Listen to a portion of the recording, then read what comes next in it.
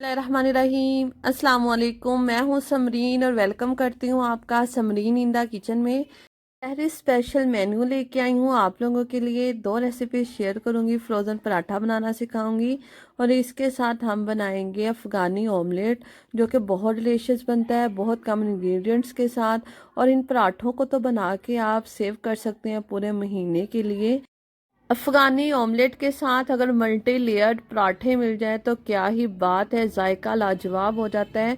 बहुत आसान और कम वक्त में बनने वाली रेसिपी आप लोगों के साथ शेयर करूंगी इंशाल्लाह। चले जल्दी से इसे बनाना स्टार्ट कर लेते हैं।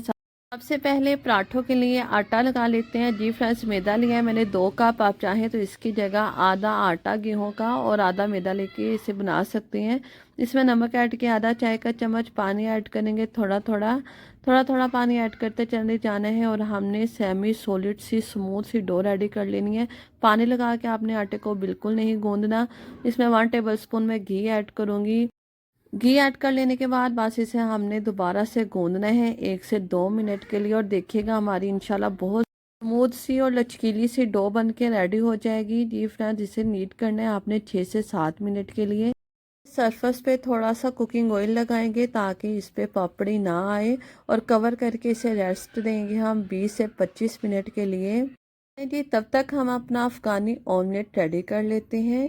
इसके लिए जो इंग्रेडिएंट्स चाहिए, टमाटर चॉप किए हुए हैं यहाँ पे मेरे पास 1 कप, प्याज लिए हैं मैंने चॉप किए हुए आधा कप, और आलू है मेरे पास यहाँ पे तकरीबन 1 से 1.25 कप, जिसे एक बार ही कट कर लिया था। चलिए इसे बनाना स्टार्ट करते हैं। एक पैन में कुकिंग ऑयल ऐड किया है मैंने 1/4 कप, 1/4 कप। सफ़ेद जीरा ऐड किया है आधी चाय का चम्मच। जैसे ये कड़कड़ाने लगे इसमें हम ऐड कर देंगे बारीक चॉप किए हुए प्याज। खाने में बहुत कम इंग्रेडिएंट्स दरकार होते हैं, लेकिन इसका जो फ्लेवर होता है, जो टेस्ट होता है, आम ऑमलेट से बिल्कुल हटके होगा। प्याज को हम फ्राई करेंगे 3 से 4 मिनट के लिए मीडियम टू लो फ्लेम पे, ताकि इनका जो मीठापन है वो ख़त्म हो जाए। बहुत ज़्यादा गोल्डन ब्राउन बिल्कुल नहीं करना, बस 2 से 3 मिनट के लिए मैंने फ्राई किया है।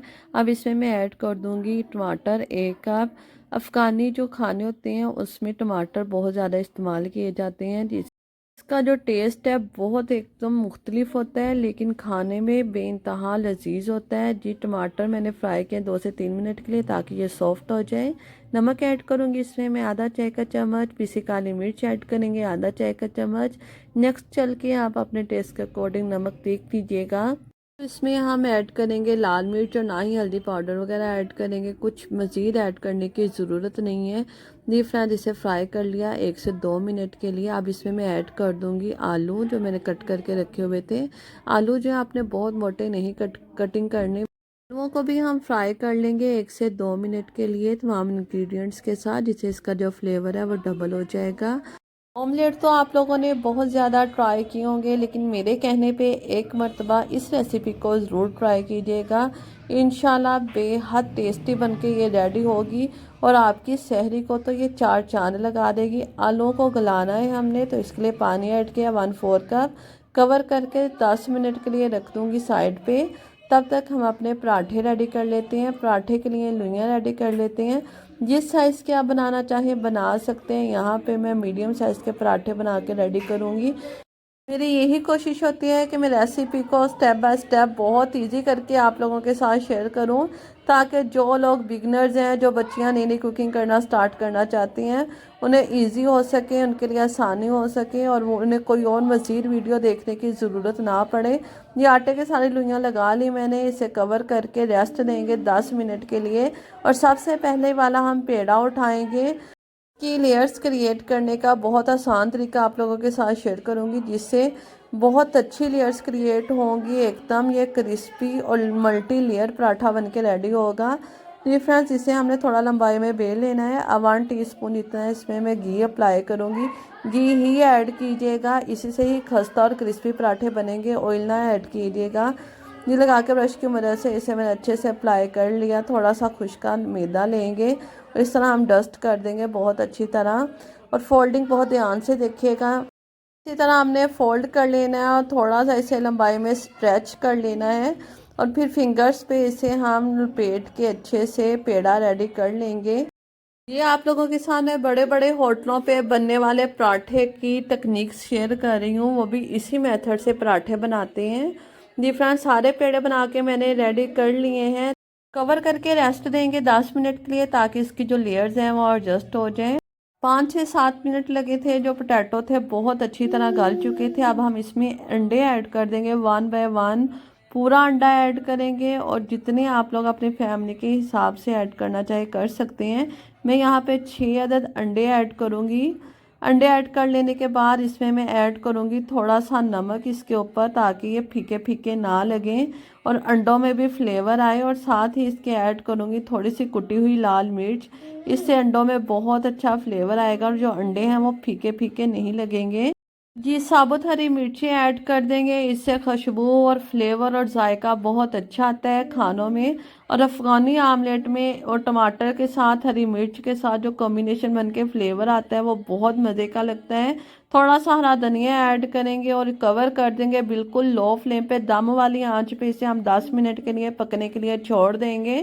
ملتے ہیں 10 منٹ کے بعد. تب تک ہم اپنے پراٹھے ریڈی کر لیتے ہیں. سب سے پہلے والا پیڑا اٹھائیں گے, اسے بیل لیں گے. میرے پیارے پیارے ویورز, اگر میری ویڈیو واچ کرتے کرتے یہاں تک پہنچ گئے ہیں تو پلیز میری ویڈیو کو لائک کر دیں, پیارا سا کمنٹ کر دیں. چینل پہ نہیں ہے تو اسے سبسکرائب کر لیں. ساتھ میں موجود بیل آئیکن کو ضرور پریس کر لیا کریں. اس سے میری آنے والی ہر نئی ویڈیو سب سے پہلے آپ کو فری میں دیکھنے کو ملے گی. یہ فرینڈز پراٹھے میں نے سارے بیل لیے تھے. اسے ہم نے فریز کیسے کرنا ہے, پہلے ہم ایک بٹر پیپر یا پولیتھین کوئی بیگ رکھیں گے. اس کے اوپر ہم پراٹھا رکھیں گے. پھر سے ہم بٹر پیپر اور پولیتھین بیگ رکھیں گے اور اس کے اوپر پھر پراٹھا رکھیں گے. اسی طرح ہم اسے سیو کر لیں گے.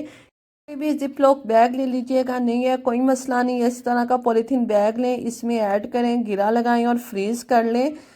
2 سے 3 ماہ کے لیے بالکل خراب نہیں ہوں گے. جی فرینڈ 10 منٹ کے بعد ہم اپنا افغانی آملیٹ دیکھ لیتے ہیں کس کنڈیشن میں آ چکا ہے.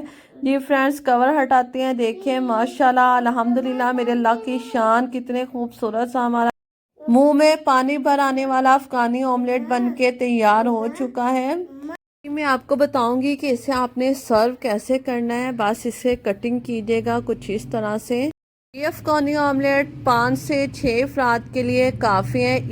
دیکھیں ماشاءاللہ ہم نے کتنے کم سامان کے ساتھ, کتنے کم اجزاء کے ساتھ اور کتنے کم وقت میں افغانی آملیٹ بنا کے ریڈی کر لیا ہے.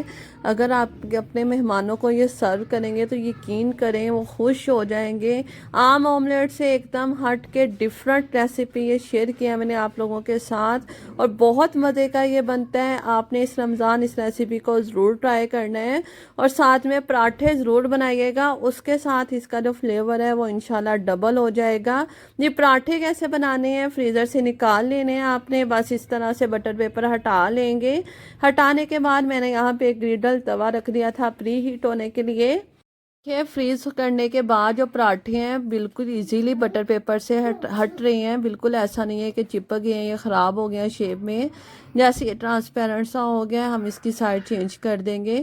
اسے آپ نے بالکل میڈیم فلیم پہ ہی پکانا ہے. اگر آپ اسے ہائی فلیم پہ پکائیں گے تو جو اس کی لیئرز ہیں نا وہ کھل کے نہیں آئیں گی.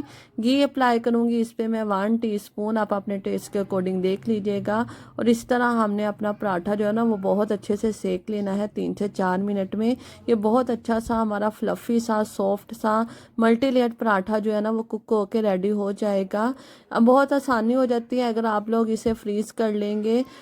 سے یہ ہو جاتا ہے کہ رمضان میں وقت بہت کم ہوتا ہے, تو اگر آپ لوگوں کے پاس فریز کی ہوئی آئٹمس ہوتی ہیں تو آپ جلدی جلدی سے اسے نکالیے گا اور بنا لیجئے گا. ٹائم کی بچت ہو جاتی ہے.